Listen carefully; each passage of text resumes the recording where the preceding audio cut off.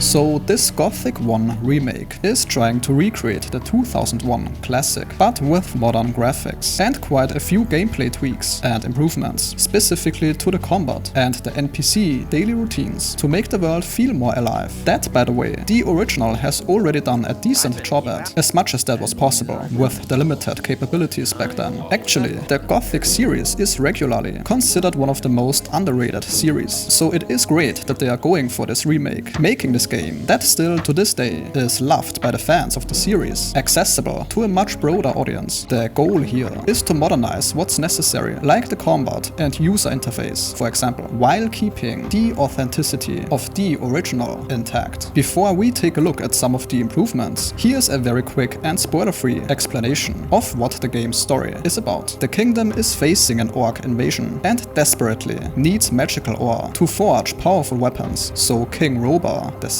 turns the Corinnes mines into a prison colony, a magical barrier around the mines that lets anyone walk in but nobody walk out was created, but naturally the prisoners revolted and took control, forcing the king to negotiate with the prisoners who are now running the place. We play as an unknown prisoner who later also gets known as the Nameless Hero and need to manage the fate of a lifetime sentence. Now the game world is still divided into different camps. They are keeping the layout pretty similar but are expanding some areas. They are using Unreal Engine 5 for the graphics and they are keeping the desolate, dirty and grim look. Very important, because this is a rather unique selling point for this game. In a time where many games are going for this vibrant and flashy look, they are trying to achieve the look that made the old game special. Some character models and animations still look a bit stiff, but because this isn't made by a gigantic AAA studio, I think most players don't mind as long as the rest of the game is convincing. Combat is still about trying to fight enemies one by one, but now the weapon types feel much more distinct and not as samey. Using a hammer looks way different now than using a sword, for instance, like it should be. They are putting a lot of emphasis on making the world feel alive. NPCs and animals are supposed to have daily routines, even if you're not around. Now this is not just a marketing phrase, even the original had this, so we definitely can expect some improvements here. Another thing that's cool about the Gothic games is that the skill level of your character is reflected in the animations. This was also present back then, like if you're bad at swinging a sword, then the animation will show that, and as you get better, so does the animation. So this gameplay reveal looks pretty convincing so far. The game could actually come out this year, since the announced deadline is April 2025, so any time is possible. And this is all I have for today. Leave a like if it was helpful, and I'll see you next time.